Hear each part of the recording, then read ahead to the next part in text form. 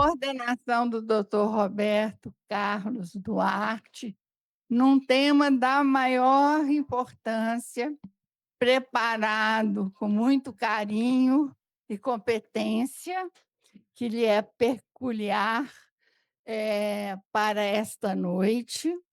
E nós agradecemos a honra da presença dele, do trabalho dele, e agradecemos ao doutor Saulo pela programação científica.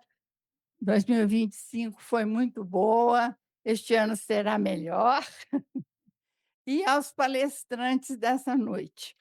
É um grande desafio para nós, mas a forma como o doutor Roberto Carlos pensou esta reunião, e ele vai explicar daqui a pouquinho, ela não poderia ser diferente. Então, sem muitas delongas, eu agradeço a presença de todos, saúdo de modo especial o doutor Roberto Carlos e os nossos palestrantes, e declaro aberta essa sessão, que será presidida pelo doutor Saulo.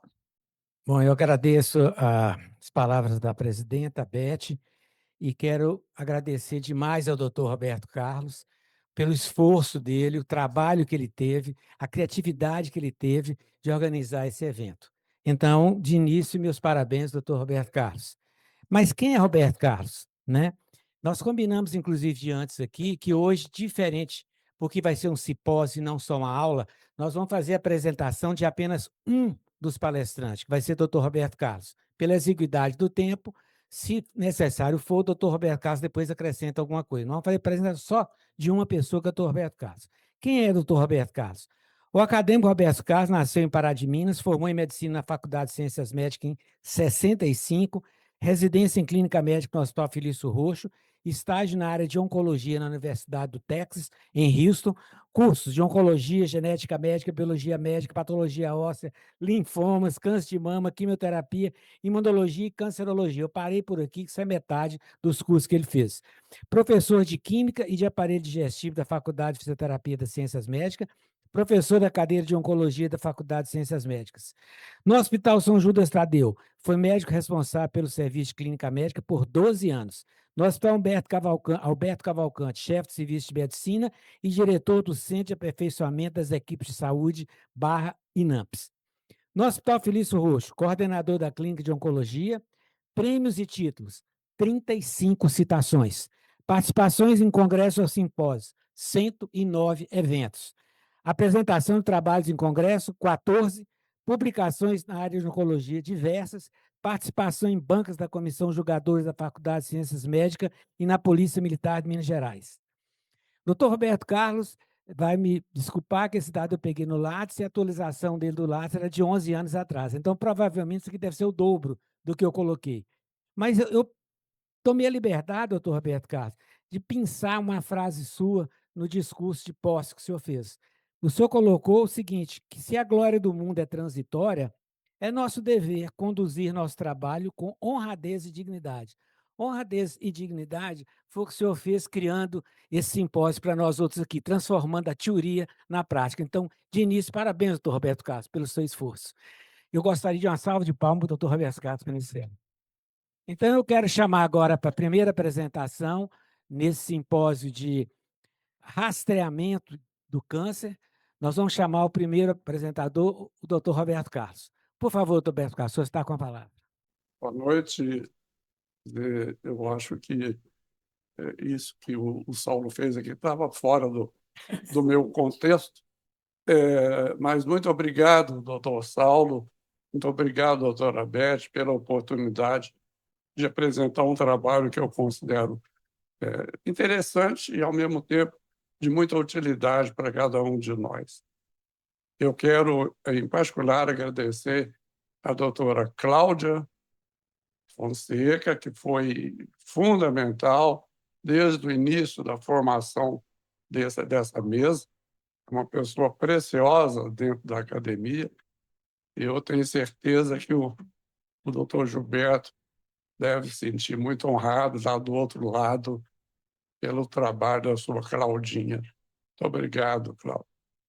É, o, o, o assunto nosso hoje seria a prevenção do câncer. E eu vou abordar, como nós temos um tempo limitado, dentro dessa prevenção, nós vamos dar ênfase principalmente ao rastreamento, ou screening do americano, que é o que tem mais desenvolvido nos últimos tempos em todo o mundo, através de algumas técnicas inovadoras que nós vamos ter a oportunidade de ver aqui hoje.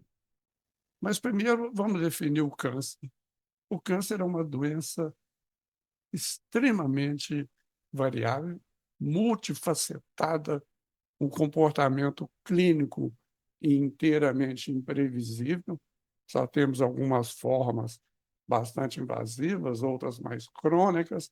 Enfim, o câncer é uma doença difícil, inclusive, de determinar, de definir. O câncer não é uma doença. Nós temos hoje, com os trabalhos modernos de biologia molecular, descrito aproximadamente em torno de 200 tipos diferentes de câncer.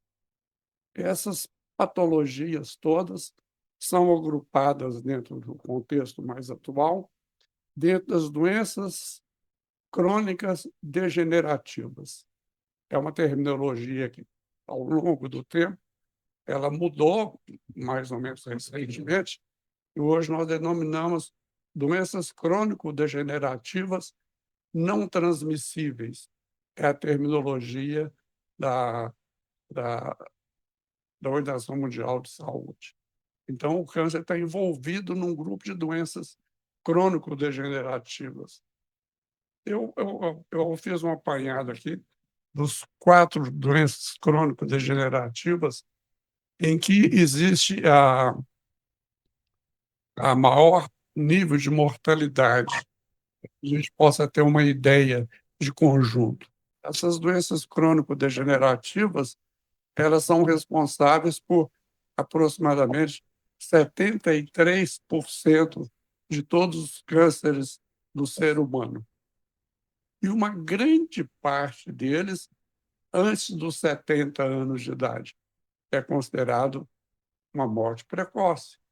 Então, nós temos uma gama de doenças. Eu coloquei 4 patologias iniciais. A primeira, no mundo, são as doenças cardiovasculares. Aqui está incluído os acidentes vasculares cerebral. Acidente vascular cerebral, mais doenças cardíacas, cardiovasculares, engloba mais ou menos 19 milhões de casos de morte por ano, seguido do câncer, com 9,7 milhões de casos ao ano. Em terceiro, as doenças crônicas pulmonares, que o doutor Tadeu vai abordar, mas que é um corolário direto da poluição ambiental, do ambiente que nós vivemos. E, por último, a diabetes, que deu uma arrancada nas últimas décadas. O doutor Saulo, com muita propriedade, pode comentar isso depois. Então, nós temos aqui um conjunto de doenças, incluído o câncer. De todas essas patologias, o câncer talvez seja o mais prevenível. É aquele que se conhece melhor os fatores etiológicos e que desenvolveu o maior número de métodos propedêuticos no sentido de diagnóstico precoce do câncer. O câncer no mundo tem alguns dados que eu vou lembrar aqui com vocês.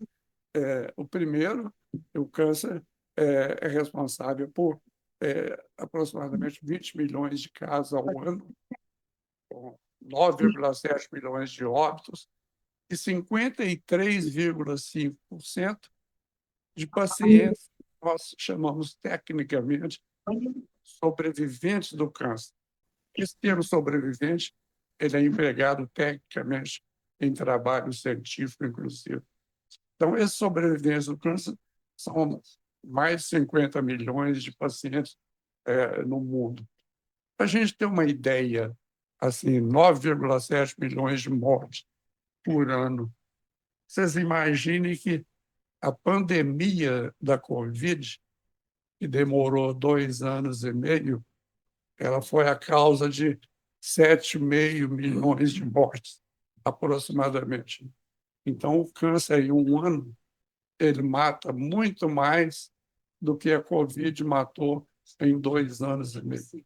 A projeção do Brasil, a projeção do INCA para 2026, representa mais ou menos 780 mil casos novos.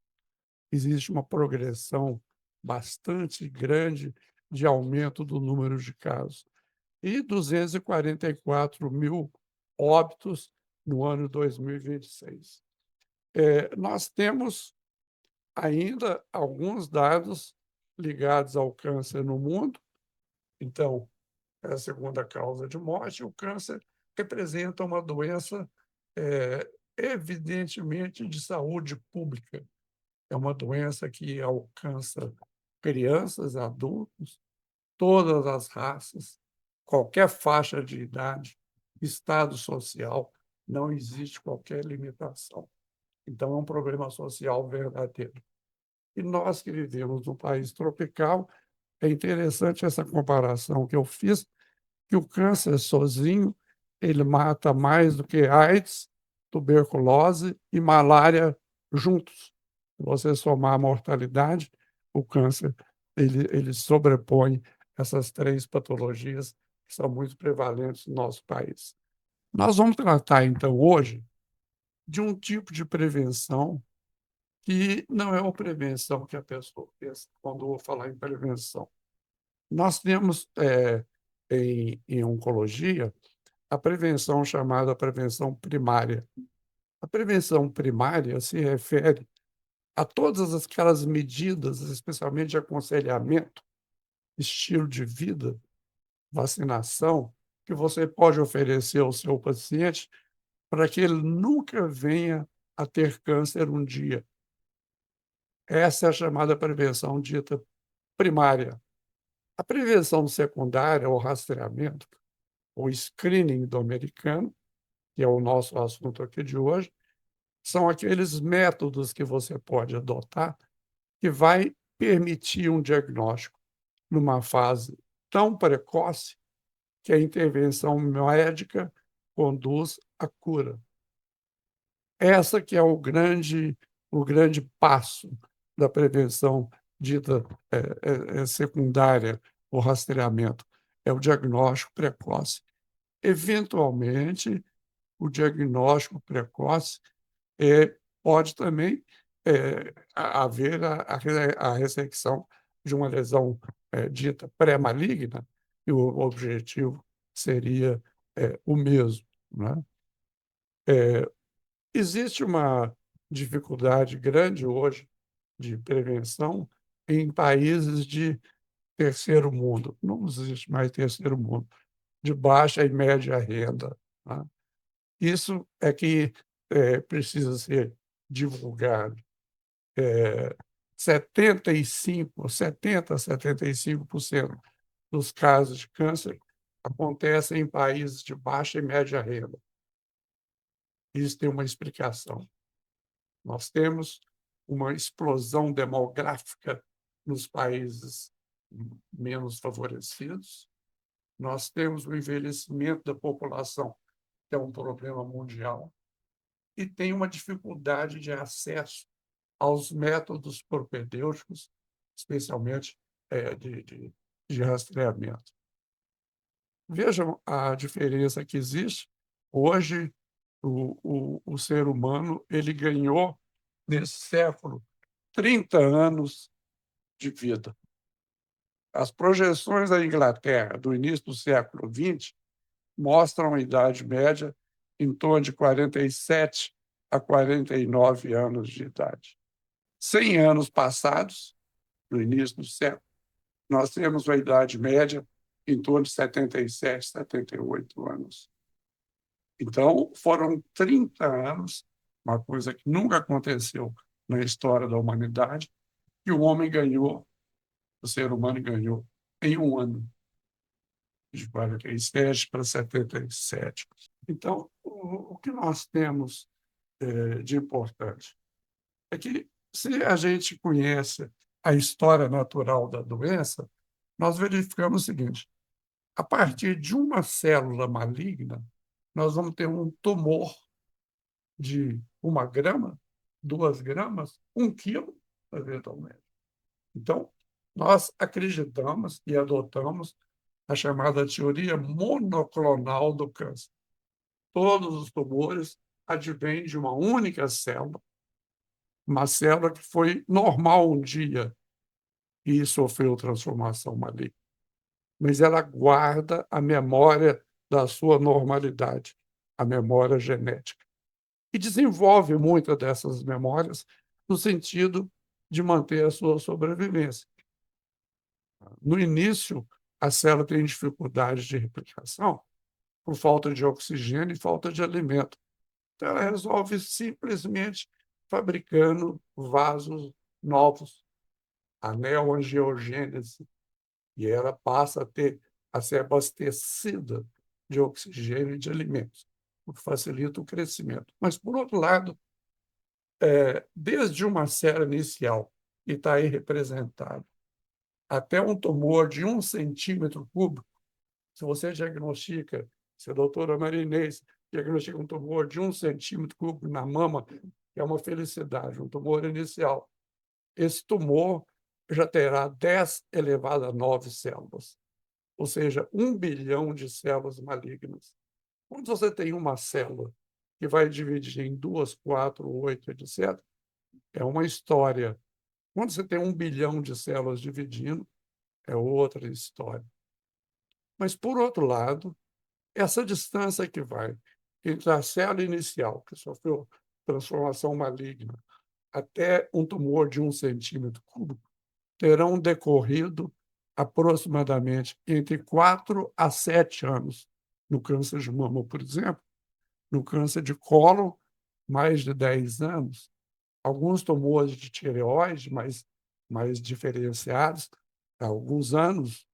Então, tudo vai depender do tempo de replicação celular, que é invariável, é muito variável. A oncologia, o câncer, aliás, é uma doença imprevisível. Observem aqui que antes da célula inicial maligna, nós temos uma parte que é a prevenção primária, que fala sobre a exposição aos fatores que levaram aquela célula a se transformar em uma célula maligna.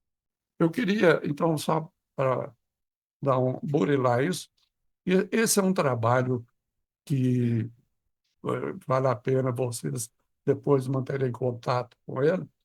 Esse trabalho é um trabalho realizado pelo NIH, o Instituto Nacional de Saúde dos Estados Unidos, um tempo de observação extremamente longo, de 1975 a 2020, e ele tem uma conotação diferente. Qual que era o objetivo? Era verificar quantas mortes foram evitadas, vinculadas ao diferentes tipos de abordagem que esse paciente sofreu. Então, o paciente fez prevenção, o paciente fez rastreamento, o paciente foi tratado e não fez nada disso. Então, essa observação é baseada em 5 tipos de tumores diferentes. Esses 5 tumores que nós vamos discutir aqui hoje são os tumores epiteliais mais frequentes do adulto, representa mais ou menos 50% dos casos novos, e mais ou menos 50% da mortalidade no adulto entre os tumores epiteliais. Então, nesse período de 45 anos, foram detectados 5.940.000 casos de óbito. Esses óbitos foram avaliados e foram revistos. E 80% dos óbitos tinham sido evitados, não são pacientes que morreram, tinham sido evitados em pacientes submetidos a rastreamento mais prevenção. E apenas 20% estavam ligados ao progresso terapêutico do câncer, que foi muito grande nessa virada de século. uma gama de drogas novas, novas estratégias, é diferente. Então, esse trabalho foi bastante interessante, porque ele mostra a importância de se fazer rastreamento e prevenção. É uma maneira, então, de prevenir ou de evitar a morte. Muito obrigado, desculpa, acho que eu passei dos meus 15. Bom, como nós falamos, não vai ter pergunta em cada intervalo. Nós vamos passar em seguida para o segundo tema. Esse segundo tema será apresentado pela doutora Maria Inês, que ela vai apresentar 2 subtemas. Ela vai falar sobre rastreamento do câncer na mulher e vai dar um pequeno foco na mama e outro pequeno foco no colo do útero. Certo, Maria Inês? Boa noite para todo mundo. É um prazer estar aqui. Eu quero agradecer em especial ao Dr. Roberto Carlos por me dar essa incumbência, que eu até quis dividir com o mastologista. Ele falou: a prevenção cabe ao ginecologista, é o primeiro contato da mulher, e eu acho que é por isso que eu estou aqui, é isso que eu faço há mais de 40 anos. E eu vou começar exatamente por um slide que ele falou, sobre o câncer do colo do útero, falando da história natural do câncer do útero. Como que começa? Começa que nós temos um vírus que é absolutamente necessário para iniciar as mudanças no colo do útero, que se integra ao epitélio escamoso, e que poderá estar ali presente sem causar nenhuma alteração citológica, tendo a possibilidade de ser clareado, é o que a gente chama do clearance, que ocorre a maioria das vezes em torno de 2, 3 anos, e o problema é quando ele causa as alterações citológicas e o vírus fica persistente. A persistência do vírus, levando às lesões pré-malignas, é que vai ter a possibilidade de levar ao câncer do colo num período mais ou menos de 10 anos. Ou seja, o ponto principal aqui é que esse é um câncer prevenível, que tem uma grande janela de oportunidade, diferente da mama, que eu não identifico lesões pré-malignas. E aqui, também destacando que eu posso estar fazendo uma prevenção primária, vacinando, usando preservativo, uma prevenção secundária com os ambulatórios de colposcopia, tratando as lesões pré-malignas, e a terciária já tratando a doença nas diferentes fases. E como que são esses dados no Brasil? É a terceira maior causa de câncer nas mulheres brasileiras, aproximadamente 16 mil novos casos por ano, diferente por região do Brasil. Veja bem, na região norte, 28 casos, 20 casos a cada 100 mil mulheres, na região sul, 14 casos a cada 100 mil mulheres.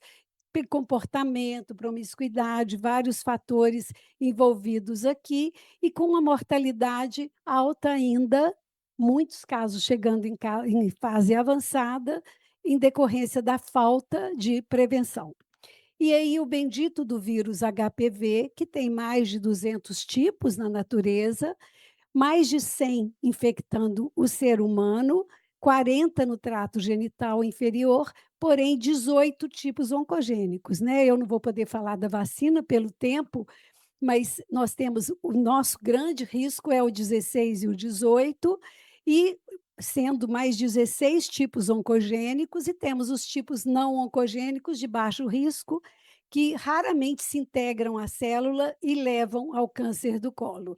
E como isso procede? Nós temos aqui o vírus, ele entrou na célula, se ele ocupa a camada basal, nós temos as lesões de baixo grau, ditas NIC1. Se ele ocupa 2 ou 3/3 da célula, do epitélio, 2 e 3, e se rompe o epitélio, nós temos o câncer invasor. Então, a janela de oportunidade de tratamento é muito grande. E que fatores, além do HPV, são contribuintes para essa história? O tabagismo, os múltiplos parceiros, o início de vida sexual muito precoce, as condições imunológicas, na minha prática, é um dos principais fatores. As mulheres portadoras do vírus de HIV, elas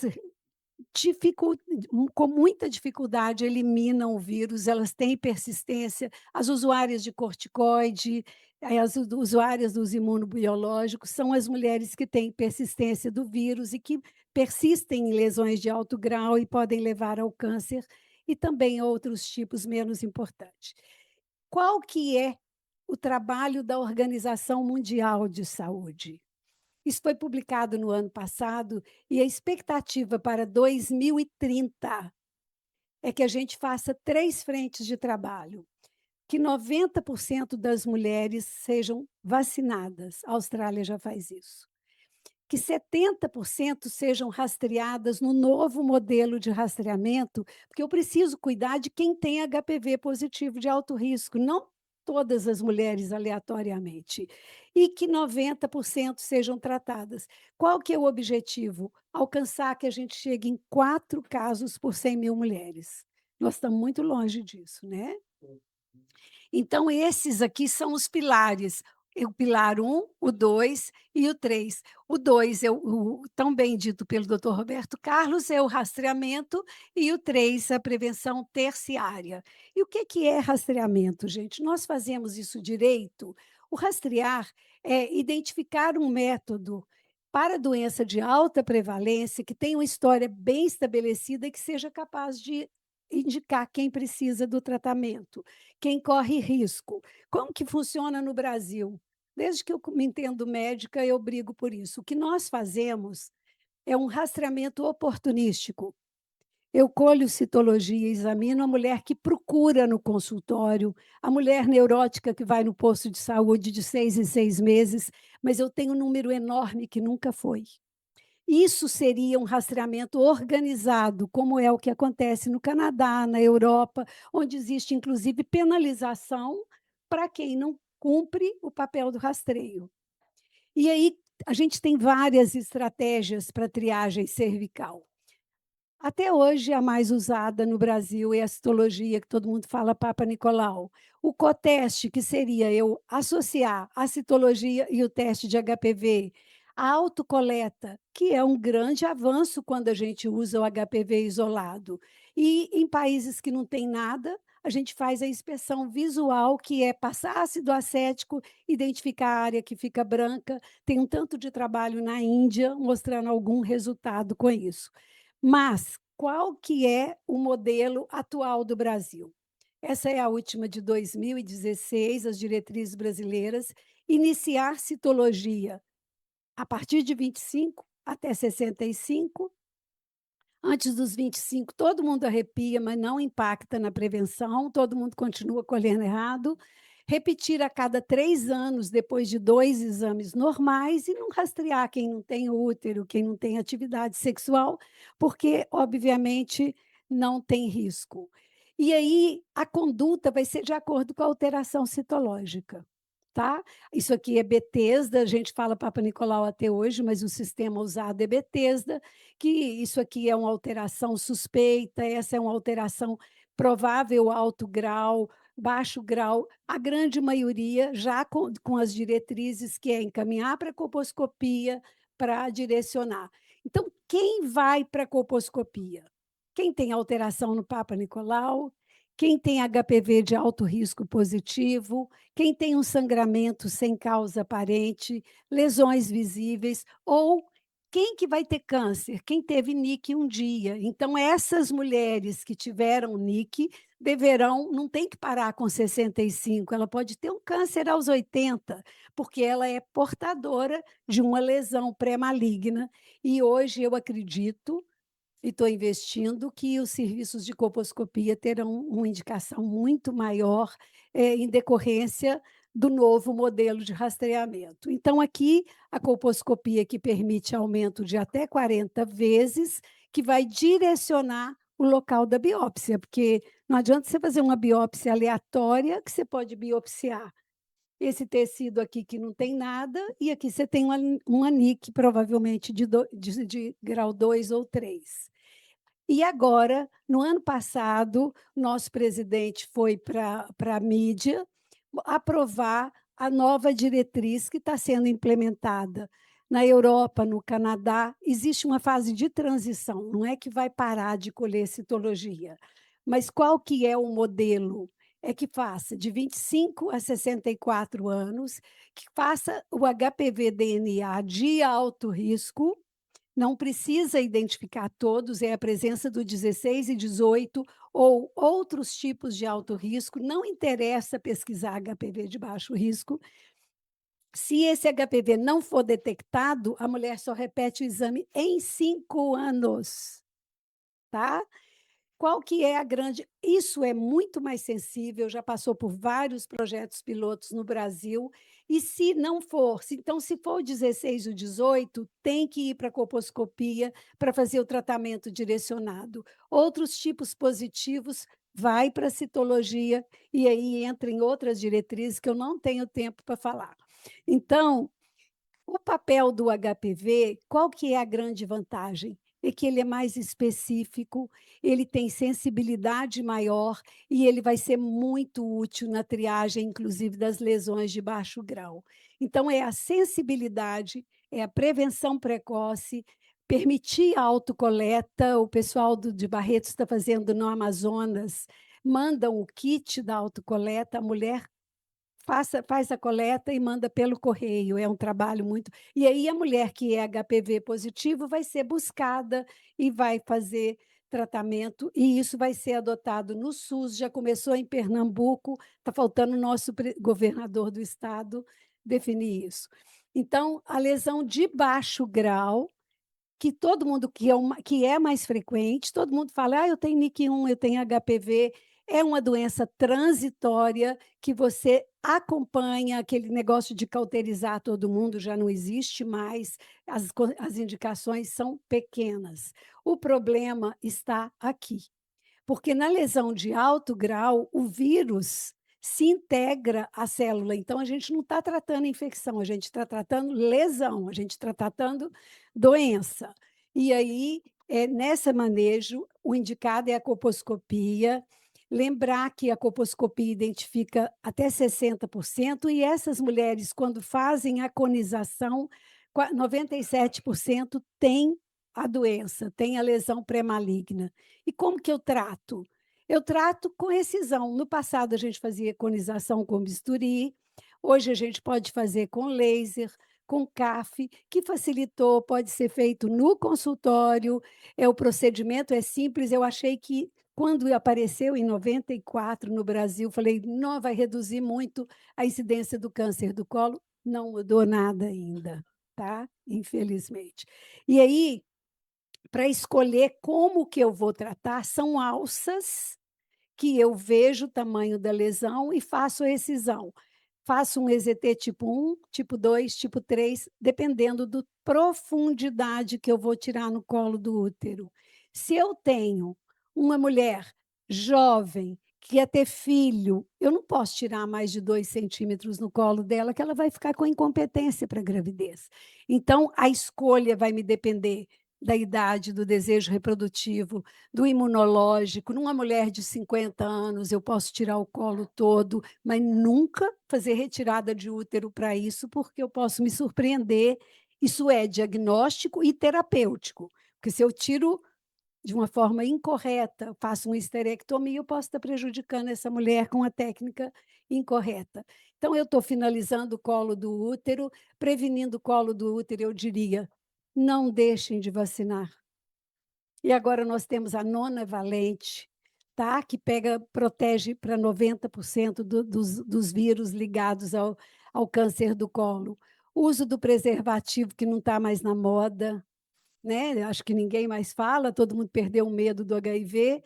O rastreio citológico, seja com a citologia ou com HPV, identificar as lesões, individualizar o tratamento de acordo com a faixa etária e a situação especial, considerando a idade, a paridade, o grau da NIC, os métodos. Ou seja, o que é difícil? Evitar o sub ou o supertratamento.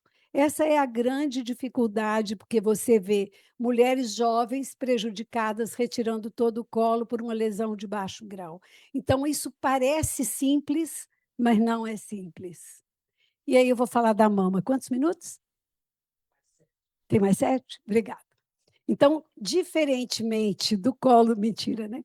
Diferentemente do colo do útero, aqui os fatores de prevenção primária, eles vão ser citados, mas a gente não consegue evitar que uma mulher tenha câncer de mama. Eu consigo fazer uma detecção precoce, e isso muda a vida de uma mulher. Então, falando da prevenção de mama, como que é a nossa incidência no Brasil? É muito mais grave, né? Nós temos, dependendo da região, em média 64, 70 casos a cada 100.000 mulheres. Na região sudeste é a maior prevalência, 84. Na região sul, porque é um câncer que a gente brinca que é de mulher rica, né? Hã? Só que não, é de todo, mas assim, mas veja a diferença da indicação da prevalência quando eu comparo com o colo do útero. E o câncer de mama, gente, o grande problema, ele é o mais temido. Ele expõe a mulher.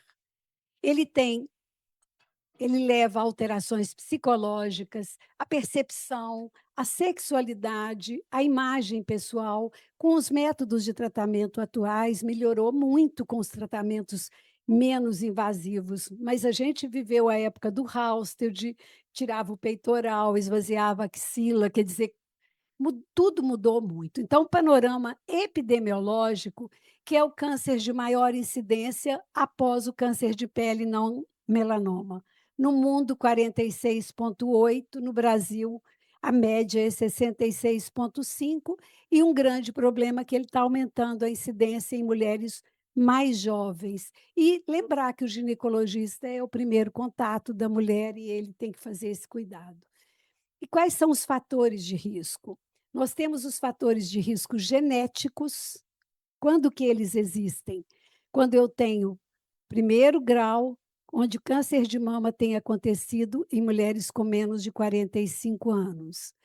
Quando a história do câncer de mama bilateral ou triplo negativo.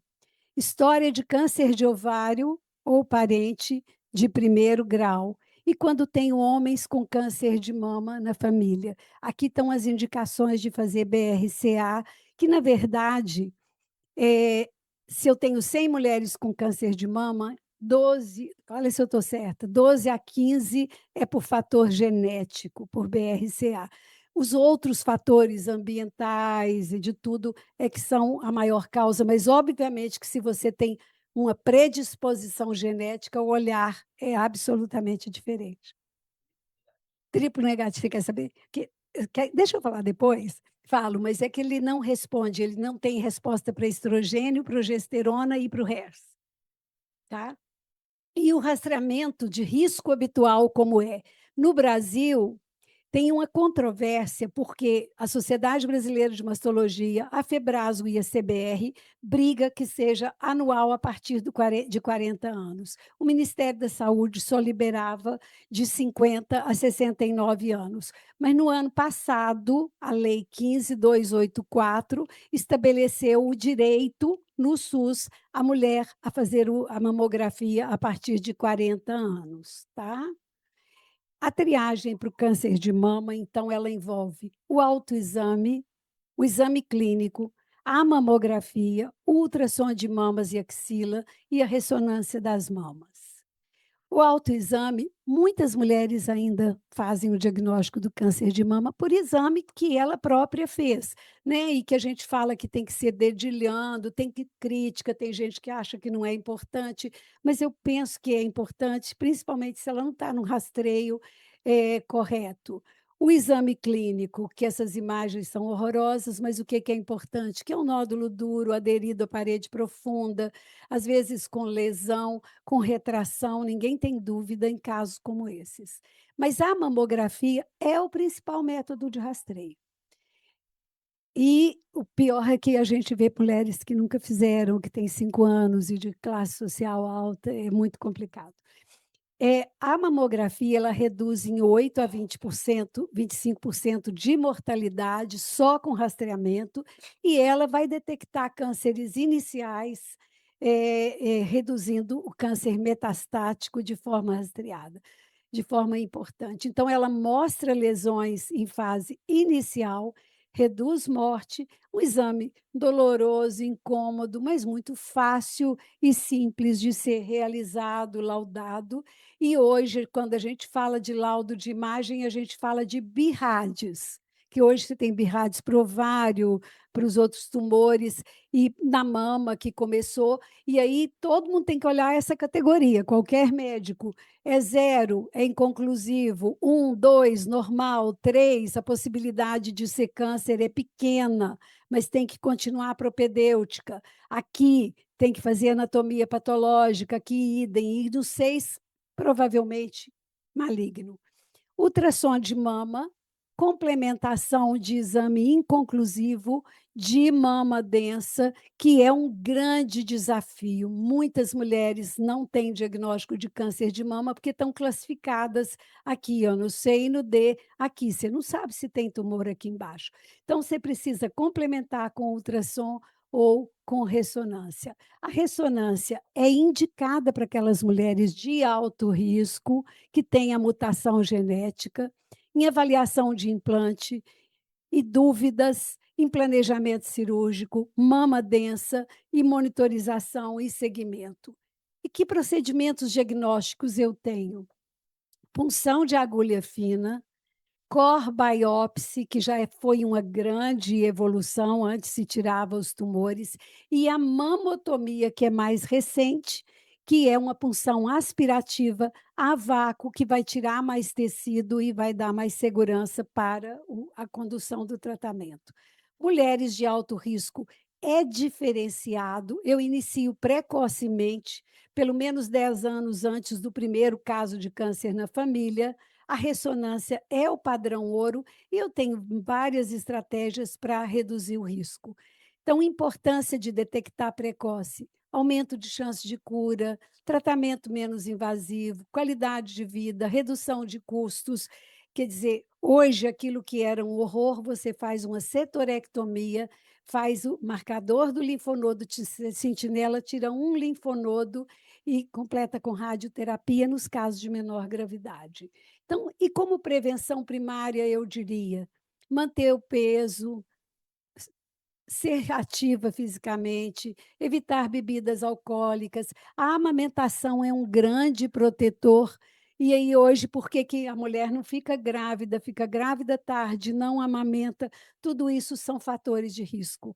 E como mensagem final, eu diria que o rastreamento tem que ser individualizado com base no risco, estimular mudanças no estilo de vida, e que as mulheres que amamentam, dizendo que prevenção é cuidado e amor próprio, que hábitos saudáveis e atividades físicas são grandes aliados, sua saúde em primeiro lugar. E obrigada. Realmente, quando o doutor Roberto Carlos colocou o patamar muito alto, eu falei, gente, é muita covardia com os outros 4 speakers, mas a Marinês nos mostrou que, pelo nível dos convidados, não é covardia nenhuma. O nível foi exatamente igual ao doutor Roberto Carlos. Nós vamos passar, então, agora para o terceiro palestrante, que é a Sinara, que nos vai mostrar o rastreamento do câncer no colo retal. Sinara, por favor. Boa noite a todos. Inicialmente, eu também agradeço pela oportunidade, doutor Roberto Carlos, é uma honra. E, bom, vamos falar então de rastreamento. Muitas das coisas importantes já foram faladas realmente. Enquanto ele vai resolver na parte tecnológica, eu gostaria de dizer que nós estamos começando o mês de março, e o março azul, azul marinho, é o doutor Otto aí bem representando o nosso mês de prevenção de câncer de intestino. Inicialmente era o setembro verde, e aí nós fomos colocados no mês de março, acompanhando, na verdade, um movimento que é mundial. O Brasil dá cada vez mais importância realmente ao câncer de intestino, é hoje o terceiro câncer que mais mata, o segundo que mais acontece em homens, atrás de próstata, e em mulheres, atrás de mama, como já apresentado. E aí, dada essa importância e ao fato também de que nós estamos assistindo há um aumento na frequência e há uma redução de faixa etária de forma importante. Quando eu estudava, câncer de intestino era doença de idoso, a partir dos 70 anos. Hoje nós estamos operando pacientes com 35, 40, eventualmente até menor idade do que isso. E, certamente, isso se deve aos nossos hábitos de vida, não tenhamos dúvida disso, porque a parte genética, também aqui no intestino, responde por, no máximo, 10 a 15% de todos os tumores. Os outros 85%, 90% são tumores esporádicos, ou seja, a própria pessoa tem uma célula que faz essa mutação e, a partir dali, cria-se um clone que vai dar origem ao tumor. Pode passar. Conseguiu? Por que rastrear? Bom, ao contrário do câncer de mama, o câncer de intestino, ele nasce como uma lesão benigna, identificável, que nós damos o nome de pólipo. O pólipo ele tem diferentes modelos. Me empresta só o apontador, por favor.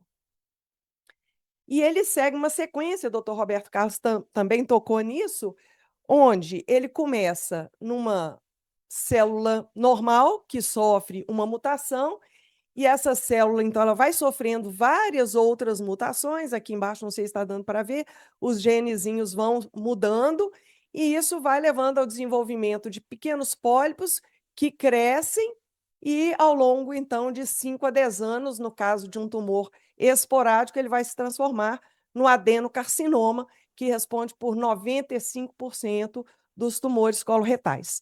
Nos outros 5%, nós temos inúmeros outros tipos histológicos que eu não vou nem citar. Pode passar, por favor. Então, nós temos uma janela de oportunidade também grande, de pelo menos 5 a 10 anos, onde nós vamos identificar lesões benignas que podem ser removidas por colonoscopia e, desta forma, o paciente não vai ter o adenocarcinoma. Eu não vou entrar nesses critérios todos aqui, mas são critérios definidos pela Organização Mundial de Saúde, está cortada aqui embaixo a referência, eles são de 1968, e eles definem por que uma doença deve ser rastreada. E o câncer de intestino, ele praticamente preenche todos os critérios. Então, ele deveria, de fato, ser levado a sério e ser rastreado. Aqui. Rastrear é efetivo? Marinês tocou num ponto ali que, olha, parece esquisito, abaixo dos 25 anos não precisamos rastrear em mulheres, isso não se mostra efetivo. É meio esquisito, né, Marinês? Mas é a matemática, né? Aqui nós temos a matemática que mostra que, sim, rastrear para intestino é efetivo, e mesmo ensaios feitos com o método mais precário, vamos dizer assim, que é a pesquisa de sangue oculto nas fezes, pelo método do guaiaco, ele reduz a mortalidade específica de 15% a 33%. Programas organizados com o método pesquisa de sangue oculto imunológico, que é um método mais preciso, tem uma maior adesão e também tem melhor performance diagnóstica. Assim como retossigmoidoscopia flexível, que é um método que alcança, no máximo, até ali ângulo esplênico, também se mostra efetivo. Rastrear é efetivo. Independente do método, nós vamos conseguir reduzir mortalidade. Como fazer isso? Então, eu já citei alguns testes. O teste imunológico fecal, que é o FIT, tem sensibilidade superior ao método do guaiaco. O do guaiaco é um método antigo, eu acredito que muitos dos senhores estudaram na faculdade, tem que colher 3 amostras, tem que fazer uma dieta, enfim, é um método com uma adesão menor e ele realmente dá em torno de 48% apenas de positividade. Já esse método imunológico fecal, ele é bem melhor, uma única amostra, não depende de dieta alguma. A estratégia é fazer isso anualmente ou bianual e, dessa maneira, selecionar naqueles positivos os pacientes que deveriam ser encaminhados à colonoscopia. A colono é o nosso padrão ouro, não só porque ela permite diagnóstico, mas principalmente porque ela permite terapêutica.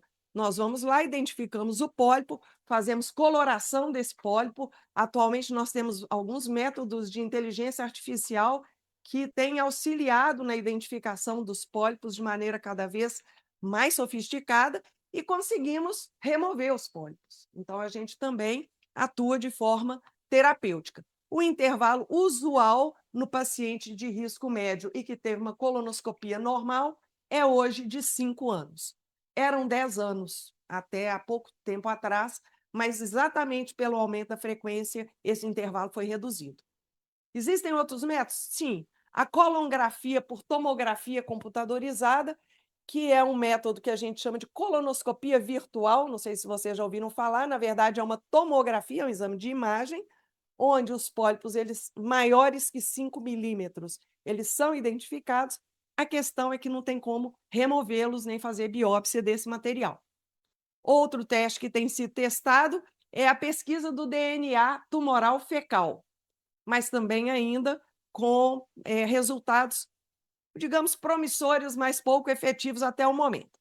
E, além disso, os biomarcadores sanguíneos. Eu não vou detalhar, nós estamos, assim, premidos no tempo. Cedi meu tempo ali para a doutora Maria Inês. Então. E uma pergunta que sempre surge, até também recentemente, a nossa idade de corte era 50 anos. A partir dos 50, a população realmente faz muito mais pólipos do que abaixo dos 50. Mas nós estamos vendo uma explosão de casos abaixo dos 50 anos. E, com isso, houve uma tendência e, atualmente, quase que já está estabelecido que deve começar aos 45 anos. Vejam bem, no Reino Unido continua sendo 60 anos. Antes disso, eles mandam a pesquisa de sangue oculto para a casa dos pacientes, eles colhem, devolvem, aqueles que são positivos são chamados para colonoscopia. Aí a gente pensa, puxa, no Reino Unido é a partir de 60 e o Brasil quer fazer a partir de 45. É basicamente isso, a gente segue muito mais a literatura americana do que a europeia, apesar da gente não ter a renda, né? Não precisa explicar. Exatamente. Essa força-tarefa americana já estabeleceu que o início realmente deve ser aos 45 anos, e aqui a gente vê incidência, mortalidade começando já a subir mesmo na década ainda de 40. Qual que é a situação no Brasil? Bom, nós não temos nenhum programa nacional organizado do ponto de vista populacional. Zero. O que significa dizer que a nossa prevenção ela é oportunística mesmo. A cobertura é bem baixa e a desigualdade regional no acesso é imensa, né? Então, isso é uma realidade. Quais são as diretrizes e recomendações atuais? O paciente de risco médio significa ele não tem história familiar, ele tem aquele risco habitual da população geral. Ele deve começar aos 45, 50 anos, de preferência com colonoscopia. Antes disso, ou se ele não tiver acesso a colono, a pesquisa de sangue oculto, e de preferência que sejam 3 amostras, e aqueles que tiverem o teste positivo aqui, aí realmente é colonoscopia mesmo. Os pacientes de alto risco, com história familiar, síndromes hereditárias e doenças inflamatórias intestinais, eles têm uma vigilância bem determinada. Eu não vou entrar nesses detalhes, não são a maioria, mas eles têm que ser vigiados de outra maneira. Bom, então vou aproveitar para falar enquanto isso. No caso da história familiar, normalmente a gente pega o paciente da família índice, então imaginamos que ele teve aos 40 anos. Então, os familiares devem começar a fazer a prevenção, familiares em primeiro grau, 10 anos antes. Bom, então, isso aqui é um algoritmo simples, na verdade, de custo-efetividade e organização do sistema. Então, nós temos uma população-alvo, que vai dos 50, agora 45, até os 74 anos. Deveria ser feito um convite ativo, como é feito no Reino Unido, num sistema organizado, seja por carta, SMS ou e-mail, registro em base populacional e um lembrete automático com recall. Bom, é feita a pesquisa de sangue oculto, que é o teste imunoquímico fecal. Se ele é negativo, o paciente vai receber um novo convite em 2 anos. Se é positivo, esse paciente vai para a colonoscopia. A colonoscopia pode ser normal, e aí ele, de novo, vai receber um novo convite em 2 anos. No caso, se ele fez uma colonoscopia e foi normal, minto, em 5 anos. E se tem uma lesão benigna, essa lesão foi removida, esse paciente entra na vigilância. E se tem um câncer, esse paciente vai ser encaminhado para tratamento oncológico e segmento. Eu não vou detalhar isso, não é o escopo aqui da nossa apresentação. Nossos desafios estruturais. Nós temos uma capacidade endoscópica muito limitada. Para vocês terem uma ideia, na região metropolitana de Belo Horizonte, nós temos, em média, 2.500 a 3.000 pacientes esperando por uma colonoscopia por cerca de 8 a 12 meses. E é claro que ali tem gente que não tem nada, deu uma pesquisa de sangue oculto positiva, e tem gente com câncer. Bom, a logística laboratorial para fazer a pesquisa de sangue oculto populacional, nós também não temos. Educação populacional e adesão, esquece. Como diz Maria Inês, até pacientes com poder aquisitivo e sociocultural alto, está com 70 anos, 80 anos, nunca fez uma colonoscopia. E aí chega com câncer para a gente. E deveria ser feita uma integração de dados, desde o atendimento no ambulatório básico até a atenção especializada, e o SUS também não tem isso. Nossas perspectivas futuras.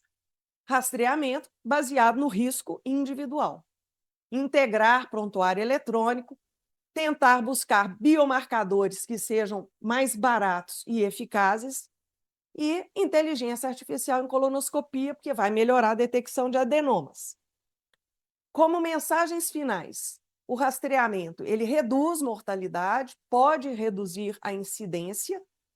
A pesquisa de sangue oculto com colonoscopia nos positivos é uma estratégia factível e baseada em evidências. Início aos 45 anos está alinhado com as tendências epidemiológicas da doença. E o maior desafio brasileiro é organizacional, não é científico.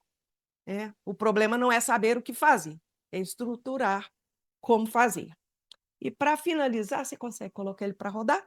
É um videozinho de 1 minuto da nossa campanha de prevenção. Nós estamos sem som. Eu tive que desligar meu somzinho para dar aquela reverberação. Mas está tudo corrigindo. Isso é o que os pacientes normalmente falam. Estou sem tempo, agora não vai dar. Eu preparo horrível. Sei porque o cidadão deu até um crédito para comer mais no Natal, entendeu? Essa é boa.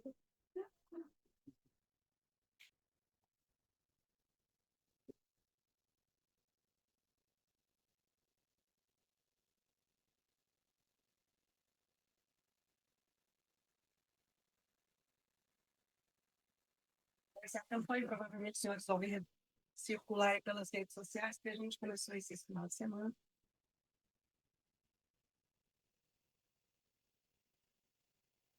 E, assim, acho que eu finalizo. As referências estão aqui. Tem alguns artigos que Sinara, nós que te agradecemos, realmente você conseguiu manter esse nível altíssimo que o Roberto Carlos começou, e nós agora vamos passar a responsabilidade, já que tiramos da Maria Inês da Sinara, vamos passar para o doutor Frederico Tadeu. Doutor Frederico Tadeu vai falar rastreamento do câncer pulmonar. Por favor, Frederico. Bom, gente, enquanto coloca aí, primeiro gostaria de agradecer, né, esse convite da Academia Mineira de Medicina. Para mim é um prestígio enorme estar aqui, né, com vocês, vários meus mestres, companheiros de trabalho aí de uma vida inteira. Eu não podia deixar de fazer um agradecimento especial ao Dr. Roberto Carlos Duarte, né? O Roberto é uma pessoa que marca a minha vida desde o dia que eu saí da Faculdade de Medicina, porque quando o Saulo foi fazer a apresentação dele, né, colocou que ele era coordenador do Núcleo de Ensino e Pesquisa do Hospital Alberto Cavalcante, e foi lá que eu fiz minha residência de clínica médica. Então, saí da faculdade e conheci o Roberto, e a vida inteira, então, o Roberto aí marcando positivamente, né, um professor, um mestre e um companheiro aí na minha jornada ao longo da medicina. Bom, falar do rastreamento do câncer de pulmão é uma situação assim que nos envolve bastante. Então, eu fui colocando um pouco do que eu vi ao longo da minha jornada como profissional na área de saúde.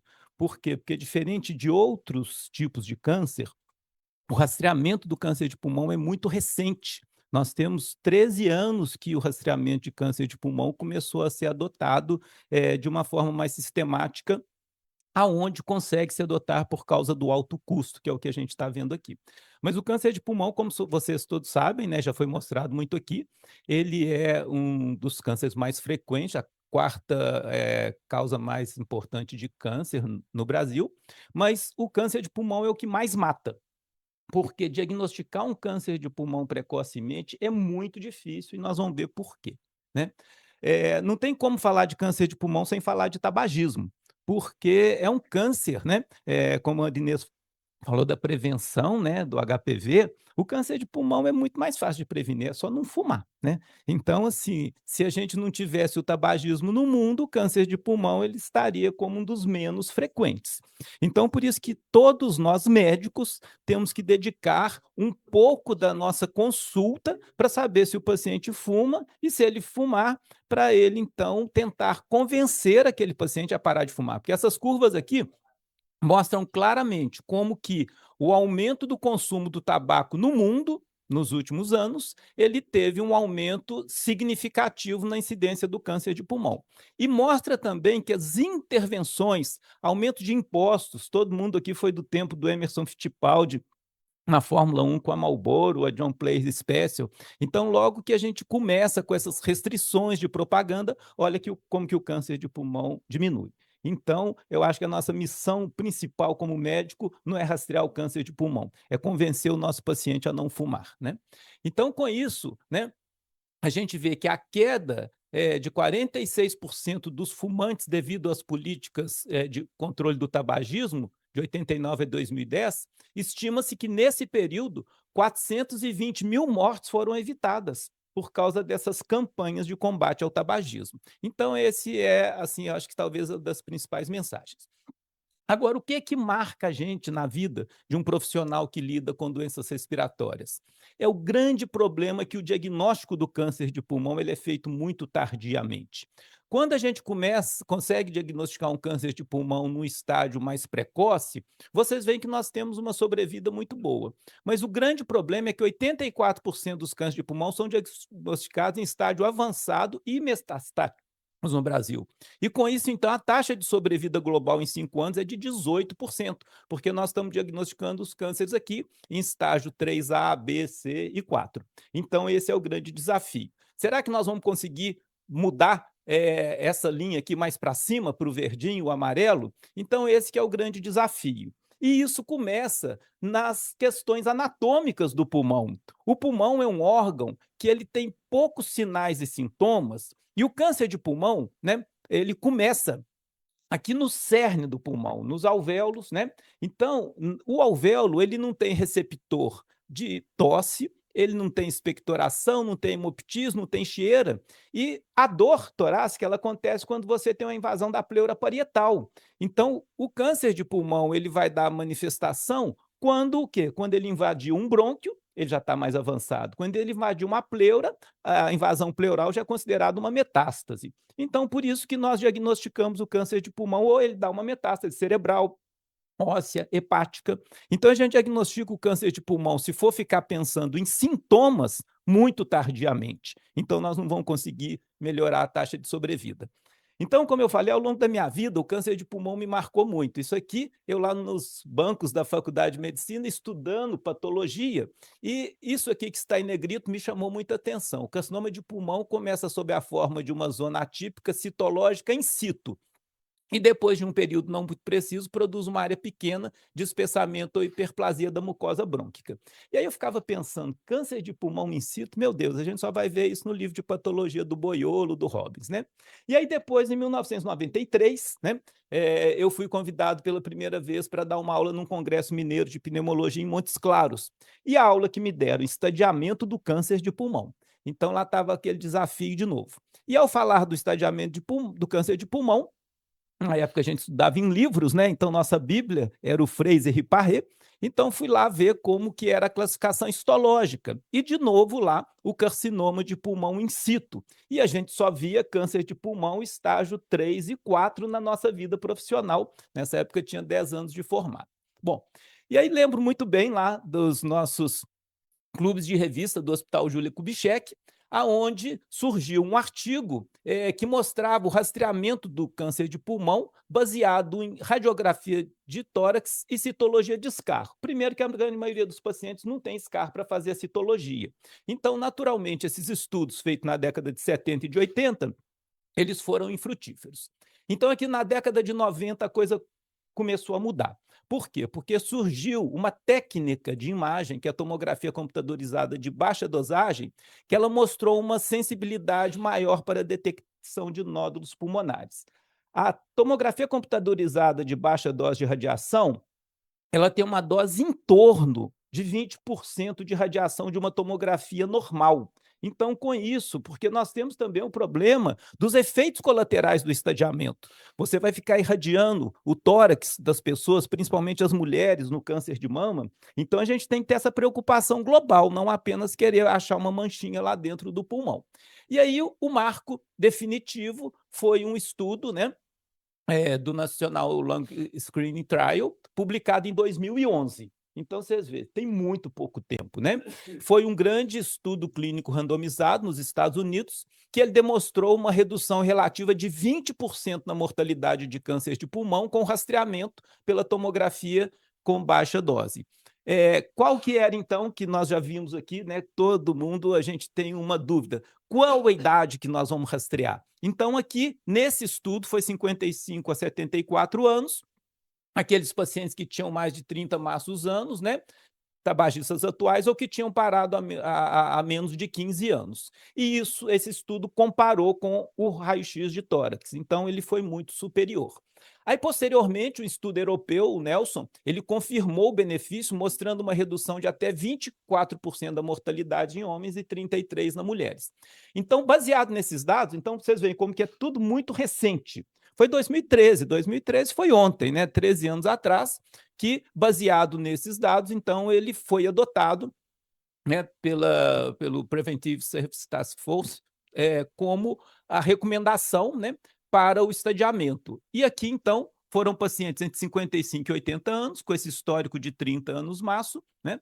E depois isso mudou para 50 anos com 20 anos maço, né? 20 anos maço, gente, é uma conta do pneumologista que você pega, por exemplo, 3 pessoas. Então, uma pessoa fuma meio maço de cigarro há 30 anos, é 15 anos maço. Fuma um maço de cigarro há 30 anos, é 30 anos maço. Fuma 2 maços de cigarro há 15 anos, é 30 anos maço. Então, essa é a nossa conta, a nossa unidade. Então, com isso, né, essas várias associações também passaram a recomendar, né, o rastreamento em população de alto risco com pequenas variações nos critérios. Então, hoje a gente não tem uma unanimidade. Aqui, como vocês veem, é aquele estudo inicial, então aqui faixa etária, tempo de duração do tabagismo, né? E aqui nós temos a recomendação brasileira, né? Nós temos o estudo que é entre 45 e 80 anos, né? Aqueles pacientes com fumantes com mais de 30 anos maço e com menos de 15 anos se tiver parado de fumar. Mas essa questão aqui, ela é extremamente polêmica e isso aqui talvez tem aqui alguns estudos que são com 10 anos, né, de tabagismo, mas o importante é que hoje a gente tem uma ferramenta. Agora, como que nós vamos usar essa ferramenta? Então, agora nós estamos partindo para uma outra fase, que é uma fase de sedimentação dos protocolos do Lung Screen, né? Que é do rastreamento do câncer de pulmão. Então, isso aqui a gente não vai ficar entrando em muitos detalhes, porque é muito específico para a especialidade, mas o importante é saber que existem hoje essas diretrizes. Essa aqui é a diretriz mais atual, de 2026, aonde a primeira coisa que nós vamos fazer é ver se o paciente ele é de alto risco ou se ele é de baixo risco. Se ele for de baixo risco, nós nem vamos rastrear. Se o paciente for de alto risco, então a gente passa para o rastreamento, né? Com isso, então, gente, olha aqui o que aconteceu, né? Aquele primeiro estudo, já com 53.454 pessoas, acompanhamento agora já tem em média de 6 anos e meio, com 20% de redução da mortalidade. E no estudo Nelson, né, 10 anos de acompanhamento, 24% de redução de mortalidade por câncer de pulmão. Mas esses estudos, eles mostram essa redução significativa do câncer de pulmão, mas não houve diferença significativa na mortalidade por todas as causas. Por quê? Porque o cigarro mata de outras formas. Um infarto agudo do miocárdio, um aneurisma dissecante da aorta, os cânceres de mama. Então, assim, o cigarro é que é o culpado de tudo, mas a gente vai tentando. Bom, então, todo screening ele tem os potenciais benefícios e os malefícios também, né? Então, para os pacientes, né, cada 1.000 pacientes elegíveis, né, e que foram screenados 3 vezes, é estipulado o seguinte, que 779% dos pacientes, eles vão ter um exame normal. Aqui nós temos 180 pacientes que eles vão ter um exame anormal e que eles vão ter que fazer outros procedimentos. E nós vamos conseguir diagnosticar 41 pacientes e nós vamos realmente salvar a vida de 3 pacientes. Isso pode parecer muito pequeno, mas não quero entrar em polêmica com as que me antecederam, muito pelo contrário, mas são dados estatísticos mostrando que o número necessários para salvar uma vida por câncer de pulmão são 320, um câncer coloretal 864 e um câncer de mama entre 654 e 1.725. Então, são necessários 5 vezes menos exames para se salvar um paciente com câncer de pulmão do que das outras patologias. Então, como o câncer de pulmão ele é um câncer muito traiçoeiro, porque ele não dá sintomas e você não tem outro método de screen, fazer o screen do câncer de pulmão é positivo. Então, eu vou mostrar aqui rapidamente, né, as recomendações do American College, em termos assim, de classificação. E, então, como a Marinês falou, né, igual tem o BIRADS, nós temos hoje a questão do nosso estadiamento também. Então, é o Langerhans, né? Então, o Langerhans já está sendo adotado desde 2022. Então, a gente vai também do 0 ao 4x, né? E ao 5. E com isso, então, são descrições radiológicas, tomográficas, né? Por médicos especializados. Então, logo em 2013, quando foi publicado aquele trabalho, né? Aí sob a coordenação do nosso grande mestre da cirurgia torácica, Dr. Nilson Amaral, nós reunimos um grupo, né, onde nós trabalhamos, cirurgião torácico, radiologista de tórax, pneumologista, oncologista, e adotamos no serviço privado a realização do lung screen, né? É muito importante o seguinte, 30% das tomografias de tórax, elas apresentam algum nódulo no pulmão. Então, isso aqui a gente tem que tomar muito cuidado também, porque hoje, nódulos com menos de 6 milímetros são nódulos benignos. A gente não precisa de ter muita preocupação, e lógico, principalmente se o paciente é não fumante. Então, a gente começa a preocupar e fazer uma análise de rastreamento mais consistente, principalmente naqueles nódulos acima de 6 milímetros. Muito importante também a característica, né, do nódulo, por causa do tempo de duplicação, nós temos o vidro fosco, o semissólido e o sólido. E aqui, então, mostrando também as características e o contorno, né? Então, um nódulo liso, a chance de malignidade é muito pequeno, até a gente chega claramente naquele nódulo espiculado, que a chance de malignidade é mais de 90%. Então, a gente tem que trabalhar com um radiologista torácico especializado, né? Então, isso aqui também questões dos nódulos e a chance de malignidade. Aí, 30 anos depois, né? Eu mostrei para vocês lá em 93, eu dando aquela aula sobre câncer de pulmão, e aí chega no meu consultório, essa pessoa aqui, 75 anos, uma pessoa maravilhosa, que ela fez essa primeira consulta comigo em 2023, totalmente assintomática, 30 anos mas tinha parado de fumar há 22 anos, ela nunca iria no lung screen, né? Mas ela tinha feito uma esterectomia e ela, muito culta, ela queria fazer o estadiamento. E aí o que acontece? Um nódulo pulmonar de 14 vezes 12 milímetros com 6,1 sólido. esse caso foi discutido na nossa reunião e, a princípio, já foi até indicado continuar a propedêutica. Funcionar um nódulo desse, né, doutor Nilson, não é fácil, né? Então, fica aí a opção, funciona, não funciona? Ela quis apenas observar. Então, 1 ano depois, o componente sólido tinha crescido. E a opção dela, então, foi para a cirurgia. E na cirurgia, qual que veio o resultado do anátomo patológico dela? Mostrando cortes múltiplos no lobo superior direito, mostrando um carcinoma de pulmão in situ, né? Então, 30 anos depois de eu dar aquela aula que eu achei que eu nunca ia ver na minha vida profissional um câncer de pulmão in situ, essa foi minha primeira paciente que nós diagnosticamos um câncer de pulmão in situ. Então, para a gente ver assim, como que a medicina evoluiu nesses últimos tempos. Mas a coisa não vai parar por aqui, não. Por quê? Porque a jornada do paciente, ela não é fácil, né? O paciente, ele muitas vezes, ele tem resultados falso positivos. Problema sério. Muitas vezes o paciente nem coleta o dado, ele faz a tomografia, vai buscar 3, 4 meses depois, né? Então, esses são grandes desafios, né? Então, 30% dos pacientes eles se perdem nessa jornada, vai na tomografia, pega o resultado do exame, hoje em dia todo mundo cada vez mais atribulado. Então, nós vemos que a coisa ela vem evoluindo de uma forma, né? Nós temos só 13 anos de história, mas agora nós vamos chegar num ponto e que eu vi que o doutor Ricardo Amorim falou sobre isso aqui recentemente, que é a inteligência artificial entrando no diagnóstico do rastreamento do câncer de pulmão. Então, a gente não tem que ter medo da inteligência artificial, nós temos que ter a inteligência artificial como um aliado nesse desafio do diagnóstico precoce do câncer de pulmão. Então, hoje nós já temos várias metodologias, né? E com isso, essas metodologias elas estão nos ajudando dentro desse rastreio, um rastreio em tempo integral, porque depois do exame pronto, em 1 minuto, nós podemos ter o exame disponível para uma análise da equipe médica e que, naturalmente, ele vai ser visto por radiologistas de tórax. Esse sistema nós ainda não implantamos no nosso serviço, mas já existem serviços que estão implantando o rastreamento pela inteligência artificial e não tem jeito, é o futuro. Então, a mensagem final fica que o rastreamento do câncer de pulmão passou de métodos ineficazes para a adoção da tomografia computadorizada de baixa dosagem, fundamentada em evidências robustas de redução de mortalidade em populações de alto risco, sendo atualmente recomendado por múltiplas sociedades científicas e já foi incorporado em políticas públicas nos Estados Unidos.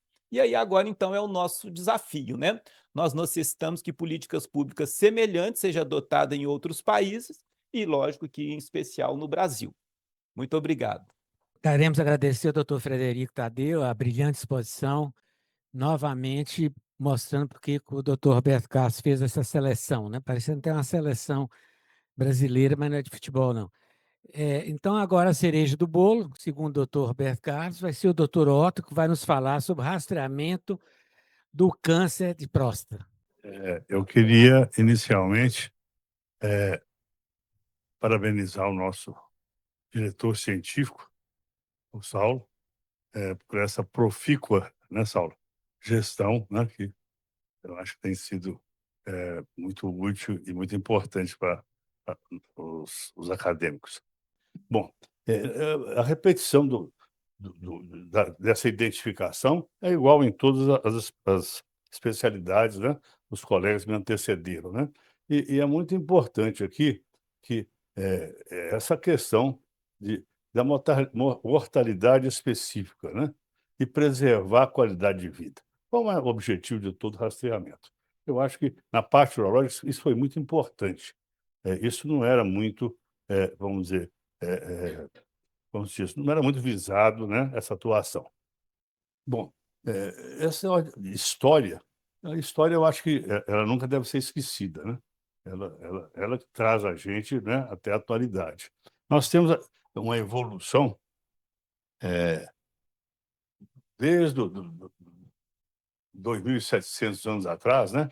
Tem uma evolução aqui progressiva até que em 1536, na época do Renascimento, um anatomista italiano, o Nicola, ele descreveu a anatomia da próstata pela primeira vez, né?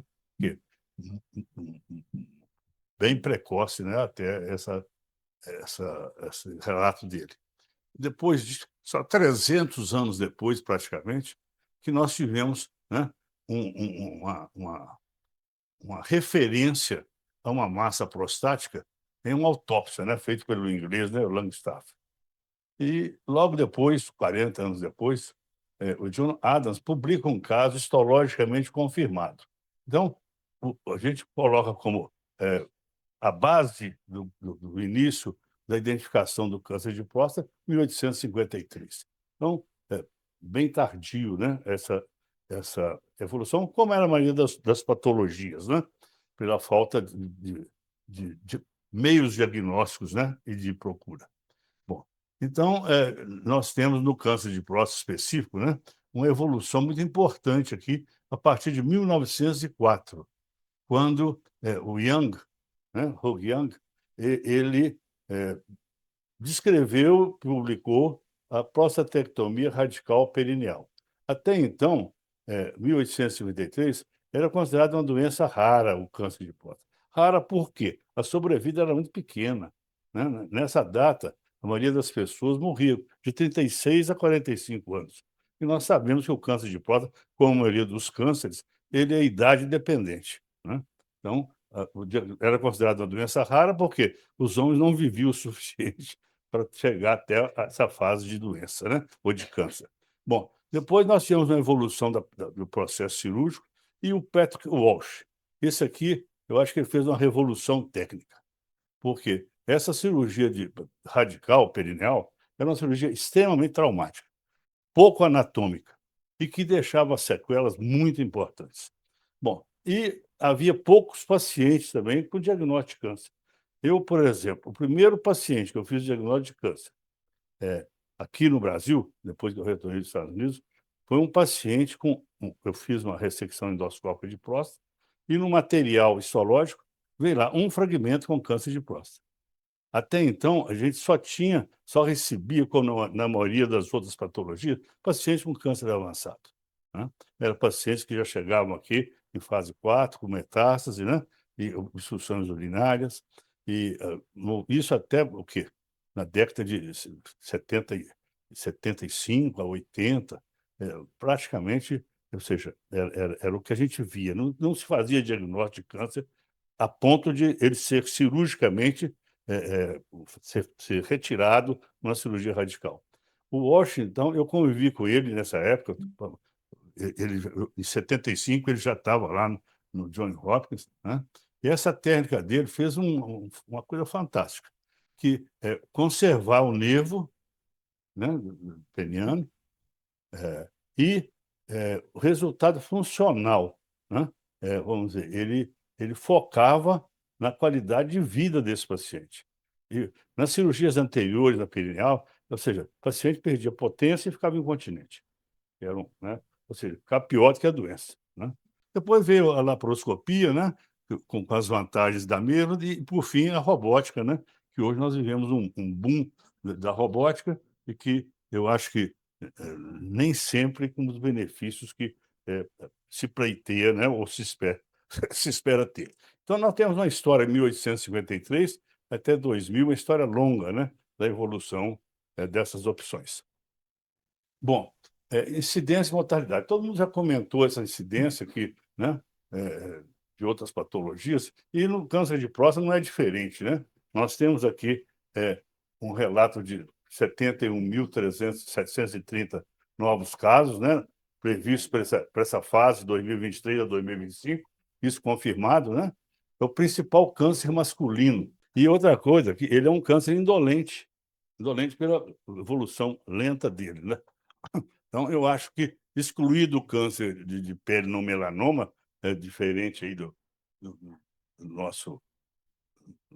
das outras apresentações, ele é o principal câncer masculino. Então, isso é muito relevante. Então, nós temos o número de óbitos, né, frequentes, 15 a 17 mil óbitos. Isso aqui, ó, 1 em cada 8 homens terá câncer de próstata na vida. Ou seja, uma incidência alta, né?